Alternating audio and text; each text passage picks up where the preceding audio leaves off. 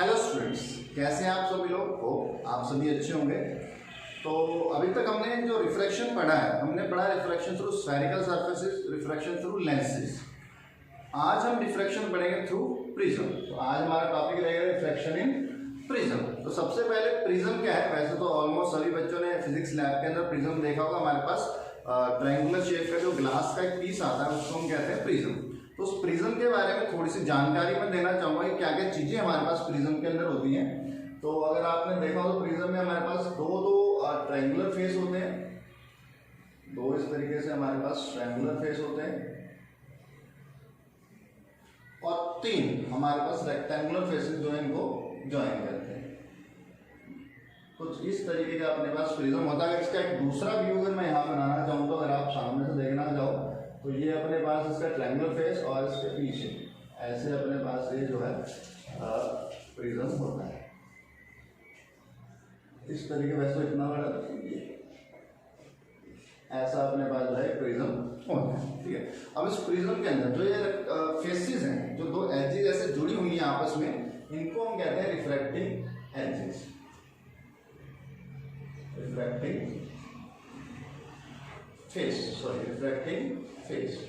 तो इसमें हमारे पास एक और दो ये रिफ्रैक्टिंग फेस हो गए। जैसे इसमें अगर हम देखें ये और ये, या फिर अगर हम बात करें ये वाला फेस और जो ये शो हो रहा है ये फेस, ये हमारे पास हो गया रिफ्रैक्टिंग फेस।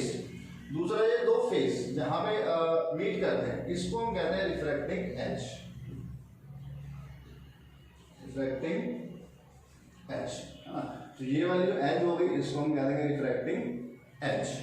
तीसरा इसमें जो एंगल बनता है इसको हम कहते हैं रिफ्रैक्टिंग एंगल। रिफ्रैक्टिंग एंगल या फिर इसको हम कई बार एंगल ऑफ प्रिज्म भी कहते हैं। तो ये यहाँ पे जो एंगल बनेगा अपने पास ये वाला एंगल, इसको हम कह देंगे एंगल ऑफ प्रिज्म या फिर रिफ्रैक्टिंग एंगल। और ये जो हमारे पास तीसरी साइड बच गई इसको हम कहते हैं बेस। इसको हम कहते हैं बेस। तो ये तो प्रिज्म के बारे में हल्की सी जानकारी होगी, कौन कौन सी चीजें प्रिज्म के अंदर होती हैं। लेकिन मेन अपने को देखना है कि जब प्रिज्म के अंदर से हम लाइट रेज पास करते हैं तो वो कौन कौन से फिनोमेना शो करते हैं। तो चलिए इस वीडियो के अंदर हम यही सब कुछ डिस्कस करेंगे। तो refraction in prism. When a light ray refracts through the prism following two actions are possible. तो जब भी हमारे पास लाइट रेस प्रिज्म के अंदर से हम पास करवाते हैं तो हमारे पास दो एक्शंस पॉसिबल होते हैं यहाँ पे। एक तो हमारे पास है डेविएशन और दूसरा हमारे पास है डिस्पर्जन। तो एक एक करके हम दोनों को पढ़ेंगे।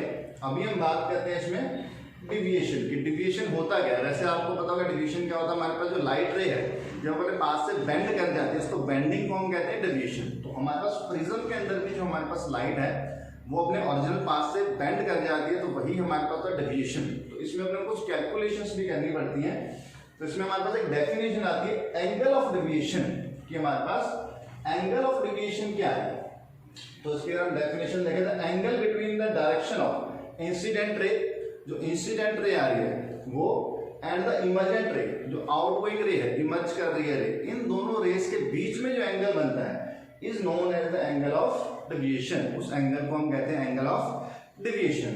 तो अब इस डायग्राम के अंदर हम क्लियरली समझेंगे कि कौन सा एंगल ऑफ डेविएशन है और किस तरीके से हम उसको कैलकुलेट कर सकते हैं। साथ ही हम आज की वीडियो में बात करेंगे relation between angle of incidence, angle of deviation and angle of prism. तो इन तीन एंगल्स के बीच में हमारे पास क्या रिलेशन होता है वो भी आज की वीडियो के अंदर हम ड्राइव करेंगे। तो चलिए स्टार्ट करते हैं वीडियो। तो यहाँ पे हमने एक प्रिज्म बना रखा है। प्रिज्म के जो कॉर्नर्स हैं वर्टिसेस हमने लिखे हैं ए बी सी, ये अपने पास हो गया प्रिज्म।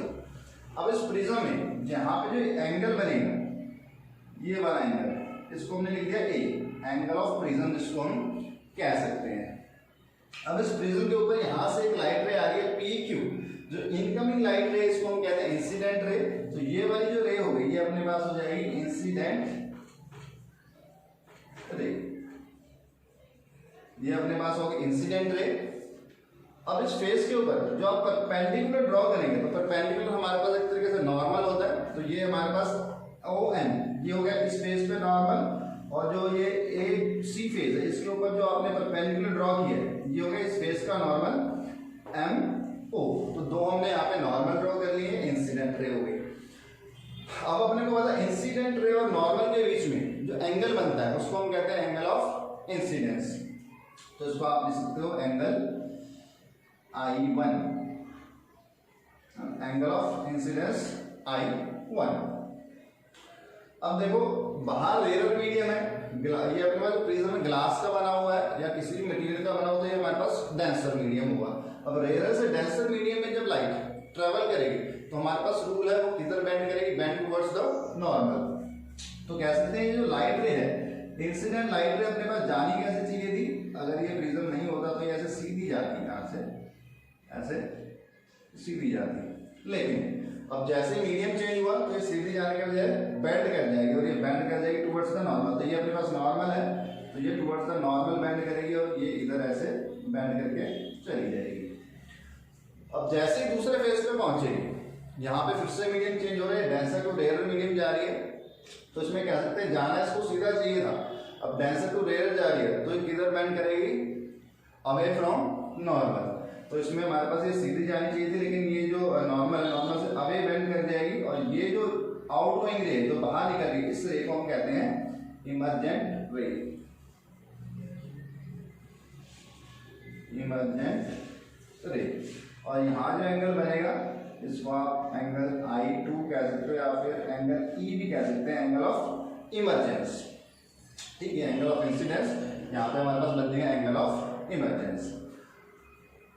अब ये जो रिफ्लेक्टिंग रे हमारे पास है, जो सेंटर में ये रे जा रही है इसको हम रिफ्लेक्टिंग रे कहते हैं। ये जो एंगल बनाएगी नॉर्मल के साथ, ये एंगल ऑफ रिफ्लेक्शन, तो यहाँ पे मान लेते हैं एंगल ऑफ रिफ्लेक्शन R1 और यहाँ जो एंगल ऑफ रिफ्लेक्शन बन रहा है हमारे पास R2। यहाँ तक क्लियर है, कोई प्रॉब्लम नहीं है। ठीक है, तो ये हमारे पास इंसिडेंट रे होगी, एंगल ऑफ इंसिडेंस हो गया, रिफ्रैक्टिंग रे होगी, इमर्जेंट रे होगी, यहाँ पे एंगल ऑफ इमर्जेंस बन जाएगा।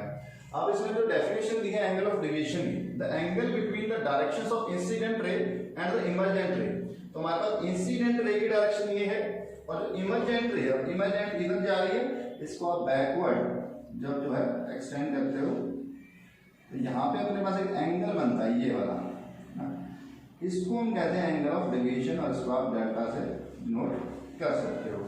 तो ये अपने पास हो जाएगा angle of deviation. According to definition, the angle between the direction of incident ray की डायरेक्शन एंड द इमर्जेंट रे, तो इमर्जेंट रे इनके बीच का जो एंगल बनेगा is known as the angle of deviation. और इस पॉइंट को अपन नाम दे देते हैं यहाँ पे O डैश, यहाँ पे कट करेंगे, इस पॉइंट को नाम दे दिया हमने O डैश। ठीक, डायग्राम समझ में आ गई, इजी डायग्राम है। अच्छा, अब यहाँ पे देखो हम एक चीज देख सकते हैं, एक ये इंसिडेंट रे हो गई और ये नॉर्मल हो गया। अगर आपको पता है इस तरीके से अपने पास दो लाइट्स कट कर रही है, ये एंगल हमेशा इस एंगल के इक्वल होता है ना, वर्टिकली अपोजिट एंगल्स जिनको आप कहते हो। तो मैं कह सकता हूँ कि मेरे पास ये टोटल एंगल I1 है, तो यहाँ से यहाँ तक ये टोटल एंगल मेरे पास कितना होना चाहिए था, I1 ही होना चाहिए था। अब उसमें से R1 तो ये हो गया, तो जो ये रिमेनिंग एंगल बचा ये कितना बचेगा अपने पास, I1 माइनस R1, ये बन जाएगा I1 माइनस R1।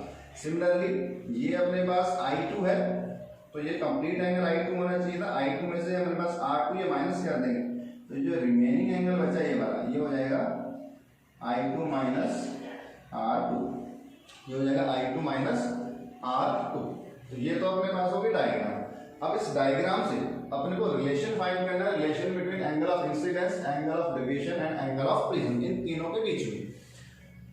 तो डेरिवेशन स्टार्ट करते हैं, बड़ी सिंपल सी डेरिवेशन है, थोड़ा सा मैथमेटिक्स आपको आना चाहिए। सबसे पहले हम यहाँ पे बात करेंगे triangle O dash Q R। तो O डैश Q और R, तो जो ये वाला ट्रायंगल बन रहा है, इस ट्रायंगल की हम यहाँ पे बात कर रहे हैं। एक ट्रायंगल की आपको प्रॉपर्टी पता होगा, जो हमारे पास एक्सटीरियर एंगल होता है किसी भी ट्रायंगल का, वो किसके इक्वल होता है, sum of the two opposite interior angles के। तो उसी प्रॉपर्टी को हम यहाँ पे यूज करेंगे। तो यहाँ पे हमारे पास अगर आप चेक करो इस ट्रायंगल के अंदर ये लाइन और एक्सटेंड की, तो ये वाला जो एंगल बन रहा है एंगल ऑफ डिवीजन, ये एक तरीके से एक्सटीरियर एंगल है। तो ये हमारे पास एक्सटीरियर एंगल हो गया, जो किसके इक्वल होगा, sum of two opposite interior angles. तो इसके अपोजिट दो इंटीरियर एंगल्स कौन से हो गए, ये वाला और एक ये वाला। तो मतलब ये जो सिग्मा हमारे पास है किसके इक्वल होगा, angle of O dash Q R, O dash Q R ये वाला angle plus angle O dash R Q, O dash R Q, एक ये वाला एंगल। तो ये दो एंगल्स, ये इंटीरियर एंगल्स हो गए, इनका सम हमारे पास एक्सटीरियर एंगल के बराबर होगा। तो वो हमने प्रॉपर्टी यहाँ पे लगा दी। वैल्यूज पुट कर लेंगे तो एंगल ऑफ डिवीजन है। अब angle O dash Q R क्या है हमारे पास, I1 माइनस R1, और angle O dash R Q क्या है हमारे पास, I2 माइनस R2। तो इन दोनों की वैल्यूज पुट कर देंगे। आप ब्रैकेट ओपन करोगे, सिंपलीफाई करके हमारे पास आता है I1 plus I2 minus R1 plus R2। तो ये अपने पास आ जाती है इक्वेशन नंबर 1। सिंपल है, यहाँ तक कोई प्रॉब्लम नहीं है। चलिए आगे इसमें हम बात करते हैं in triangle A Q R. अब हम जो ट्रायंगल कंसीडर करेंगे ए क्यू आर, ये वाला ट्रायंगल, ये बड़े वाला ट्रायंगल ए क्यू आर, ठीक है। अब इसमें अपने को एक प्रॉपर्टी और भी पता है, जो ट्रायंगल होता है इसके तीनों इंटीरियर एंगल का सम अपने पास होता है 180। तो उस प्रॉपर्टी को हम यहाँ पे यूज करेंगे। तो हमारे पास जो एंगल क्यू ए आर, क्या कहते हैं क्यू ए आर, ये वाला एंगल हो गया, plus angle A Q R ये सेकेंड एंगल, और plus angle A R Q ये वाला एंगल थर्ड एंगल। इन तीनों एंगल्स का सम अपने पास होना चाहिए 180। तो हमने लिख दिया तीनों एंगल्स का सम कितना होना चाहिए 180। अब इसमें एंगल क्यू ए आर ये वाला एंगल, इसको हमने माना हुआ है एंगल ऑफ प्रिज्म, तो इसको हमने लिख दिया एंगल ए। अब बात करते हैं एंगल ए क्यू आर की। तो अगर आप यहां पे चेक करो ए क्यू आर, ठीक, सॉरी ए क्यू आर ये वाला एंगल, इस एंगल की हम यहाँ पे बात कर रहे हैं, इस एंगल। तो इस एंगल को हम कैसे फाइंड कर सकते हैं? ये अपने को पता है नॉर्मल है, ये वाली जो ओ एन है ये नॉर्मल है। नॉर्मल है तो ये कंप्लीट एंगल मेरे पास कितना होना चाहिए, इधर 90 डिग्री का होना चाहिए, ये वाला एंगल 90 डिग्री का होना चाहिए, और अपने को सिर्फ ये रिमेनिंग एंगल फाइंड करना है। तो हम कह सकते हैं 90 में से अगर आप ये R1 माइनस कर दोगे तो ये वाला एंगल आपके पास आ जाएगा। समझ में आया कि कह सकते हैं कि ये जैसे मेरे पास प्रिज्म का फेस है और ये नॉर्मल है, ठीक है। तो यहाँ पे एंगल मेरे पास 90 डिग्री का होगा, तो ये कंप्लीट एंगल मेरे पास 90 डिग्री का होगा। अब इसमें से आपको ये वाला एंगल फाइंड करना है। अगर ये R1 है तो ये कितना हो जाएगा 90 माइनस R1। तो यहाँ से हम इस एंगल की वैल्यू फाइंड कर लेंगे 90 माइनस R1। तो हमने लिख दिया जो एंगल ए क्यू आर है ये वाला 90 माइनस R1। सिमिलरली जो एंगल ए आर क्यू होगा ये वाला एंगल, ये कितना हो जाएगा 90 माइनस R2। तो ये एंगल अपने पास हो जाएगा 90 माइनस R2, और इन तीनों एंगल्स का सम कितना होना चाहिए 180। अब इसको सिंप्लीफाई कर लेते हैं। एंगल ए, यहाँ पे R1 R2 दोनों को कॉमन लेंगे, R1 प्लस R2, और 90 प्लस 90 अपने पास होगा 180 और इक्वल्स टू 180 डिग्री। अब 180 में से 180 माइनस करेंगे 0, तो हम कह सकते हैं हमारे पास A angle of prism minus R1 plus R2 0 के इक्वल होगा, और इसको इक्वलिटी के साइन के उधर ले जाएंगे तो angle A angle of prism इसके इक्वल आएगा R1 प्लस R2, जो दो रिफ्रैक्टिंग एंगल उनके सम के इक्वल। तो ये अपने पास आ जाती है इक्वेशन नंबर 2। बहुत ही सिंपल काम है ना। दो आपको ट्रायंगल्स कंसीडर करने हैं। पहले वाला जो अपने पास ट्रायंगल है ओ डैश क्यू आर, और उसके बाद फिर बड़े वाला एंगल ए क्यू आर। इस छोटे वाले ट्रायंगल पे आप एक्सटीरियर एंगल की प्रॉपर्टी लगा दोगे कि exterior angle sum of to interior angles के बराबर होगा, और जो बड़े वाला ट्रायंगल हमने कंसीडर किया है इसमें आप प्रॉपर्टी लगाओगे 3 इंटीरियर एंगल का सम अपने पास होता है 180। तो यहाँ से आपके पास दो इक्वेशन आ गई। दोनों इक्वेशंस को अगर हम कंबाइन करते हैं तो हम कह सकते हैं जो R1 प्लस R2 है उसको आप A से रिप्लेस कर सकते हो। तो इस इक्वेशन के अंदर जो ये R1 प्लस R2 है इसको मैं A से रिप्लेस कर दूंगा, तो अपने पास आएगा angle of deviation equals to I1 plus I2 minus R1 plus R2 के जगह हमने इसको लिख दिया R1 R2 के लिखते हैं, तो ये हो जाएगा माइनस A। इन टर्म्स को अगर आप रीअरेंज करो तो माइनस A इधर जाके प्लस से हो जाएगा, तो मेरे पास सिग्मा प्लस ए, एक टर्म तो ये बन जाएगी और एक साइड में आया था I1 प्लस I2। सिंपल है। तो ये वाला रिलेशन जो हमारे पास है इसको हम कह सकते हैं ये रिलेशन है between angle of incidence, angle of deviation and angle of prism के बीच में। इसको अगर आप इनवर्स लिखना चाहो तो एंगल I1 क्या है एंगल ऑफ इंसिडेंस, ये वाला angle of incidence. Angle I2 क्या है ये एंगल ऑफ इमर्जेंस या फिर इमर्जेंट एंगल जिसको हम कह सकते हैं। तो angle of incidence plus angle of emergence या इमर्जेंट एंगल किसके इक्वल होगा angle of deviation plus angle of prism. तो angle of deviation plus angle of prism के इक्वल हमारे पास ये होगा। तो बेटा बहुत ही सिंपल टॉपिक है लेकिन बहुत इंपॉर्टेंट टॉपिक भी है। इसके ऊपर हमारे पास मोस्टली डेरिवेशन आने का चांस होता है। तो प्रिज्म में आपको डेरिवेशन करवाई जाएगी, तो मिनिमम डेरिवेशन का एंगल फाइंड करने के लिए डेरिवेशन जो है फाइंड मोस्टली करवाई जाती है। फिर ये वाली डेरिवेशन भी आती है कि what is the relation between angle of deviation, angle of incidence and angle of prism.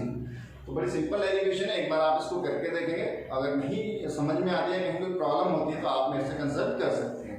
तो चलिए इसी में आगे हम देखते हैं कि जो मिनिमम एंगल ऑफ डेविएशन है वो हम किस तरीके से फाइंड कर सकते हैं। तो अभी हमने देखा किस तरीके से जब हमारे पास प्रिज्म के अंदर से लाइट रे पास करते हैं तो वो डेविएट करते हैं, जिसके अंदर हमने deviation, angle of deviation, angle of prism और एंगल ऑफ इंसिडेंस, इनके बीच में रिलेशन भी फाइंड किया। तो नेक्स्ट हमारे पास इसमें चीज आती है प्रिज्म के केस में, आपको फाइंड करना होता है एंगल ऑफ मिनिमम डेविएशन। तो डेविएशन हो रही है ये अपने को पता है, लेकिन वो जो डेविएशन वो मिनिमम कब होगी वो आपको अगर फाइंड करना हो तो उसके लिए हमारे पास एक डेरिवेशन है छोटी सी, और बहुत ही इंपॉर्टेंट डेरिवेशन मैं कहूँगा। ऑलमोस्ट हर एग्जाम में जो है आपको इसकी डेरिवेशन आती है। तो आपको minimum angle of deviation find करना है। तो उसके लिए हम करेंगे क्या, चलिए देखते हैं। कल the minimum value of the angle of deviation. तो हमारे पास ये एंगल ऑफ डेविएशन, अभी हमने जो लास्ट डायग्राम बनाया हुआ एज इट इज है, उसको मैंने अभी नहीं छेड़ा है। तो ये जो एंगल है हमारे पास एंगल ऑफ डेविएशन है। अब अगर आप यहाँ से एंगल ऑफ इंसिडेंस अगर चेंज करते हो तो जो आपके पास एंगल ऑफ डेविएशन है ये भी कॉरस्पॉन्डिंगली चेंज होता है। तो आपको ये वैल्यू फाइंड करनी है कि एंगल ऑफ डेविएशन मिनिमम कब होगा। तो कह रहा था minimum value of the angle of deviation suffered by a ray on passing through a prism is called the angle of minimum deviation. जब हमारे पास जो मिनिमम एंगल होगा, जब हमारे पास कोई रे प्रिज्म के अंदर से पास कर रही है और जो एंगल जिस टाइम हमारे पास मिनिमम आता है उस एंगल को हम कहते हैं minimum angle of deviation, and it is denoted by delta M. Del M इसको हम कहते हैं, इसको हम डेल एम से डिनोट करेंगे मिनिमम एंगल ऑफ डेविएशन। अब जब आप इसका एक्सपेरिमेंट करेंगे, वैसे हमारे पास एक्सपेरिमेंट भी है इसका आपके फिजिक्स के अंदर, प्रिज्म का एक्सपेरिमेंट। तो एक्सपेरिमेंटली ये जो डाटा हमने फाइंड किया कि जैसे जैसे आप एंगल ऑफ इंसिडेंस चेंज करते हो उसके कॉरस्पॉन्डिंग आपके पास जो एंगल ऑफ डेविएशन है वो भी चेंज होता है। तो जब आप ग्राफ प्लॉट करते हो, कहते हैं बाय ऑब्जर्वेशंस या एक्सपेरिमेंट से, जब आप ग्राफ प्लॉट करते हो तो जब आप एंगल ऑफ इंसिडेंस कम रखते हो तो हमारे पास एंगल ऑफ डेविएशन है वो ज्यादा आता है। अब जैसे जैसे आप एंगल ऑफ इंसिडेंस बढ़ाते जाते हो तो हमारे पास जो एंगल ऑफ डेविएशन है वो कम होता है, कम होता है, कम होता जाता है। एक एंगल ऑफ इंसिडेंस ऐसा आता है जिसमें हमारे पास जो एंगल ऑफ डेविएशन है वो होता है मिनिमम। उसके बाद में अगर आप और एंगल ऑफ इंसिडेंस इंक्रीज करोगे तो ये एंगल ऑफ डेविएशन फिर से इंक्रीज करना शुरू कर जाता है। तो कह सकते हैं हमारे पास एक पर्टिकुलर एंगल ऑफ इंसिडेंस ऐसा होता है जिसमें हमारे पास एंगल ऑफ डेविएशन मिनिमम आता है। उससे अगर कम angle of deviation, angle of incidence रखेंगे, उससे ज्यादा एंगल ऑफ इंसिडेंस रखते हैं, तो दोनों ही केसेस में हमारे पास जो है डेविएशन एंगल ज्यादा आएगा, मिनिमम नहीं आएगा। तो ये एक्सपेरिमेंट से ऑब्जर्वेशन ली गई है कि हमारे पास जो एंगल ऑफ इंसिडेंस, किसी पर्टिकुलर एंगल ऑफ इंसिडेंस पे हमारे पास एंगल ऑफ डेविएशन मिनिमम होता है। और जब ये कंडीशन आती है तो इस कंडीशन पे होता क्या, तो उसके लिए दो पॉइंट्स यहाँ पे लिखे गए हैं। Hence in the state of minimum deviation, जब आपके पास मिनिमम डेविएशन आएगी तो दो पॉइंट्स जो गिवन है, first angle of incidence is equal to the angle of emergence. तो जब मिनिमम एंगल ऑफ डेविएशन आएगा उस टाइम आपके पास एंगल ऑफ इंसिडेंस और एंगल ऑफ इमर्जेंस ये दोनों इक्वल होते हैं, मतलब I1 और I2 ये दोनों अपने पास इक्वल होंगे। जब आप मिनिमम एंगल ऑफ डेविएशन की बात कर रहे हो तो I1 I2 दोनों इक्वल होंगे। दूसरा, the refracted ray is parallel to the base of the prism, मतलब जो ये रिफ्रैक्टेड रे जा रही है बिल्कुल इस बेस के पैरेलल होगी। जब आप minimum angle of deviation check कर रहे हो तो ये हमारे पास रिफ्रैक्टेड रे जो है बिल्कुल बेस के पैरेलल होगी। मतलब इस केस में हम कह सकते हैं जो हमारे पास एंगल ऑफ रिफ्रैक्शन बन रहे हैं ये दोनों एंगल ऑफ रिफ्रैक्शन सेम होंगे। तो R1 और R2 ये दोनों भी हमारे पास इक्वल होते हैं। तो अगर आपसे कोई कंडीशंस पूछता है what are the conditions for the minimum angle of deviation, तो आप कह सकते हो जब मिनिमम एंगल ऑफ डेविएशन होगा उस टाइम हमारे पास एंगल ऑफ इंसिडेंस और एंगल ऑफ इमर्जेंस दोनों इक्वल होंगे, और जो हमारे पास रिफ्रैक्शन एंगल्स हैं ये भी दोनों इक्वल होंगे, या फिर इन अदर वर्ड्स आप कहते हो जो रिफ्रैक्टेड रे है वो बिल्कुल पैरेलल होगी इस बेस के। तो ये तो दो कंडीशंस आ गई। और ये जो ग्राफ है इंपॉर्टेंट ग्राफ है, वैसे आप प्रैक्टिकल्स के अंदर इसको कर लेंगे। इससे हमारे पास जो ऑब्जर्वेशंस आती हैं, आप देखो I1 और I2 अगर मैं बात करूं दो इंसिडेंस एंगल्स में मेरे पास एक सेम एंगल ऑफ डेविएशन आ रहा है, तो यहाँ से हम ऐसा भी कह सकते हैं, आप जो लाइट रे है उसको रिवर्स भी कर सकते हो। हाँ, अगर आप I1 एंगल से इधर से एंटर करवा रहे हो, है ना, और इधर से मेरे पास I2 एंगल आ रहा है, तो हमारे पास इन दोनों एंगल्स पे सेम जो है डेविएशन आएगी। तो चाहे आप रे को इधर से एंटर करवा के इधर लेके आओ तब भी यही डेविएशन आएगी, चाहे इधर से एंटर करवा के इधर लेके आओ तब भी यही डेविएशन आएगी। लेकिन जो मिनिमम डेविएशन है वो सिर्फ एक पर्टिकुलर एंगल ऑफ इंसिडेंस पे होगी, और उस एंगल ऑफ जब हमारे पास ये कंडीशन आएगी मिनिमम डेविएशन की, उस टाइम ये 2 पॉइंट्स फॉलो होने चाहिए। एंगल I1 I2 दोनों इक्वल होने चाहिए, और R1 R2 ये दोनों भी इक्वल होने चाहिए। तो इन कंडीशंस को यूज करके हम फाइंड करते हैं प्रिज्म का रिफ्रैक्टिव इंडेक्स। तो वो हमारे पास नेक्स्ट डेरिवेशन रहेगी इसी में। चलिए देखते हैं किस तरीके से इस मिनिमम एंगल ऑफ डेविएशन की कंडीशन को हम अप्लाई करके जो प्रिज्म है उसका रिफ्रैक्टिव इंडेक्स फाइंड कर सकते हैं। तो अभी ये मैं मिटा रहा हूं ग्राफ। अच्छा, अब इसी डायग्राम के अंदर हम थोड़ा सा चेंजेस कर लेते हैं। तो देखो इसने कहा जब हमारे पास एंगल मिनिमम डेविएशन होगा तो हमारे पास I1 I2 दोनों इक्वल होंगे। तो जो I1 है इसको भी मैं I लिख लेता हूँ, ये भी मेरे पास I होगा, और जो I2 है इसको भी हम I लिख लेते हैं। एक तो ये चेंज आ गया। दूसरा R1 R2 दोनों इक्वल है, तो इसको हम क्या कर लेते हैं, R1 R2 दोनों इक्वल है तो इसको हम R मान लेते हैं कि दोनों R के बराबर है। R1 भी मेरे पास R हो जाएगा यहाँ पे, और जो R2 है इसको भी हम R लिख देंगे। सही। और इस कंडीशन पे जो एंगल ऑफ डेविएशन आएगा ये अपने पास आएगा मिनिमम आएगा, तो इसको हम लिख देंगे delta M, minimum angle of deviation. अब ये जो एंगल्स बने ये क्या हो जाएंगे, I माइनस आर हो जाएंगे दोनों, I माइनस आर, और ये वाला एंगल भी मेरे पास हो जाएगा I माइनस आर। तो ये वाला डायग्राम कब, जब हम minimum angle of deviation find कर रहे हैं तो उस टाइम अपने पास ये वाला डायग्राम बनेगा। अब इस डायग्राम से अपने को फाइंड करना है इस प्रिज्म का रिफ्रैक्टिव इंडेक्स। तो उसके लिए हम कह सकते हैं अपन ने स्नेल्स लॉ पढ़ा है रिफ्रैक्टिव इंडेक्स के लिए। तो स्नेल्स लॉ क्या है, according to Snell's law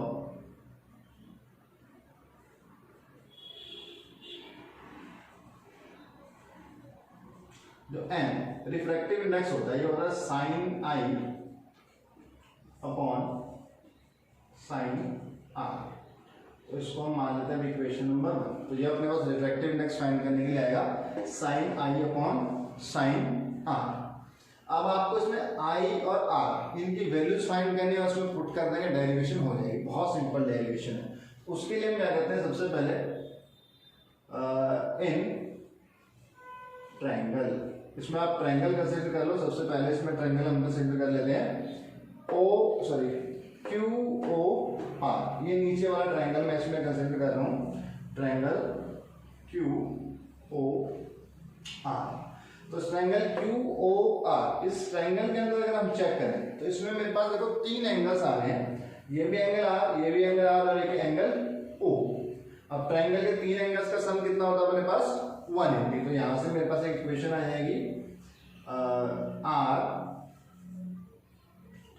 are plus angle O equals to 180 degree. ठीक है, ये भी आर हो गया, ये भी आर हो गया, ये एंगल ओ हो गया। इन तीनों का सम कितना होगा मेरे पास 180 डिग्री।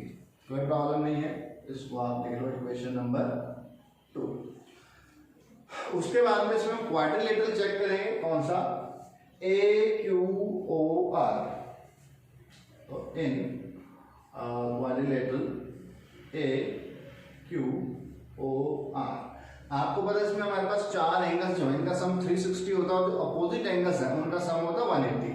तो इसमें देखो ये वाले जो 2 एंगल्स बनेंगे, एक तो ये वाला और एक ये वाला, ये तो हमारे पास 90 के होंगे क्योंकि हमारे पास ये नॉर्मल ड्रॉ किया है इस फेस के ऊपर। तो ये एंगल 90 का हो जाएगा, ये एंगल 90 का हो जाएगा। अब अपने पास एंगल बचे 2, एक तो एंगल ऑफ प्रिज्म ए और एक एंगल ओ। तो इन दोनों एंगल्स का सम भी अपने पास कितना होना चाहिए 180।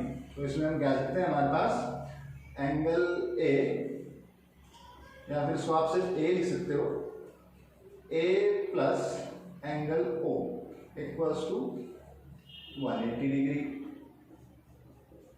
थर्ड, इसमें भी कोई प्रॉब्लम नहीं है ना, हमारे पास 4 एंगल का सम 360 होता है, ये दोनों 90 के हैं तो ये 180 हो गया। इन दोनों एंगल्स का सम भी मेरे पास 180 होना चाहिए।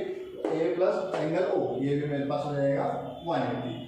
अब आप सेकंड और थर्ड इक्वेशन को अगर कंपेयर करते हो फ्रॉम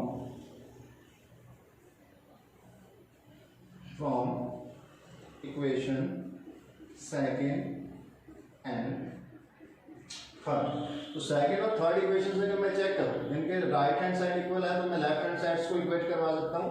तो मेरे पास r प्लस आर, तो इसको हम लिखते हैं 2r plus angle O equals to a plus angle O। तो ये हमारे पास कैंसिल आउट हो जाएगा और यहाँ से कह सकते हैं 2r इक्वल्स टू a और यहाँ से अपने पास आ जाएगा r equals to a by 2। तो यहाँ पे अपने पास जो है r की वैल्यू आ गई है ना, ये r है, इसकी वैल्यू अपने पास आ गई a बाय 2। अब अपना काम क्या है, इस i को फाइंड करना कि एंगल i कितना होगा। उसके लिए हम ट्रायंगल कंसीडर करेंगे ये वाला o डैश q r। तो in triangle o dash q r, इसमें भी अपने को पता है हमारे पास जो एक्सटीरियर एंगल है वो दो इंटीरियर एंगल्स के बराबर हो। तो इस टाइम हमारे पास जो एक्सटीरियर एंगल है वो है डेल्टा एम और जो इंटीरियर एंगल्स है वो है आई माइनस आर और आई माइनस आर। तो यहाँ पे आप प्रॉपर्टी लगा दोगे जो हमारे पास एक्सटीरियर एंगल है ये किसके बराबर होगा, sum of to interior angles. तो ये भी आई माइनस आर है, ये भी आई माइनस आर है, इसको आप पुट कर दोगे I minus R plus I minus R, कोई प्रॉब्लम नहीं है। तो यहाँ पे अगर मैं इसको थोड़ा सा सॉल्व करता हूँ तो ये मेरे पास आ जाएगा delta M equals to I plus I minus R plus R, ठीक, I plus I minus R plus R. तो आर प्लस आर 2r हुआ और 2r की वैल्यू जो मेरे पास है a बाय 2, 2r की वैल्यू अपने पास है a बाय 2 और i प्लस आई ये क्या हो जाएगा 2i। तो इनकी वैल्यूज इसके अंदर हम पुट करवा देते हैं। Delta m equals to i plus I, इसको हमने लिख दिया 2i minus r plus r, 2r बना और 2r की वैल्यू कितनी है मेरे पास a, 2r की वैल्यू कितनी है मेरे पास a। तो यहाँ से आप जो i है इस i की वैल्यू निकाल लो, ये माइनस इधर जाएगा प्लस हो जाएगा और 2 चलाएगा अपॉन में। तो यहाँ से आप कह सकते हो जो i है इसकी वैल्यू अपने पास आ जाएगी डेल्टा m प्लस a या a प्लस डेल्टा m और डिवाइडेड बाय ये इक्वेशन नंबर 5। तो आप चेक करो अपने को स्नेल्स लॉ में sine I upon sine R चाहिए था, एक एंगल आई और एक एंगल आर। तो आपने ये दो ट्रायंगल की प्रॉपर्टी लगाई, यहाँ पे तीनों एंगल्स का सम 180 किया, क्वाड्रिलेटरल में तो अपोजिट एंगल इनका सम 180 किया। इन दोनों को सॉल्व करके आपने एंगल आर निकाले जो कि अपने पास आया है a बाय 2। दूसरा आपने को चाहिए एंगल आई, उसके लिए आपने ये वाला ट्रायंगल कंसीडर किया o डैश q r, जिसमें एक्सटीरियर एंगल दो इंटीरियर एंगल्स के सम के बराबर होगा। इस प्रॉपर्टी को लगा के आपने i की वैल्यू फाइंड कर ली, ये अपने पास आ गई i की वैल्यू। तो यहाँ से अपने पास जो रिफ्रैक्टिव इंडेक्स है उसका फॉर्मूला क्या बन जाएगा, तो उसका फॉर्मूला अपने पास जो बन जाएगा, फाइनल फॉर्मूला मैं ऊपर लिख रहा हूँ, इसी के अंदर अपने पास वैल्यूज पुट हो जाएंगी। तो मेरे पास इसके बाद में आप लिख लेना, मैं अभी ऊपर लिख रहा हूँ लेकिन आप इसके बाद में लिख लेना। तो मेरे पास जो फाइनली रिफ्रैक्टिव इंडेक्स बनेगा साइन आई, तो आई की जगह वैल्यू पुट कर देंगे a plus delta m by 2 divided by sine R, तो साइन आर, आर की वैल्यू है a बाय 2, a बाय 2। तो ये जो मेरे पास फॉर्मूला आया फाइनली, ये जो फॉर्मूला आया इस फॉर्मूले को हम कहते हैं प्रिज्म फॉर्मूला।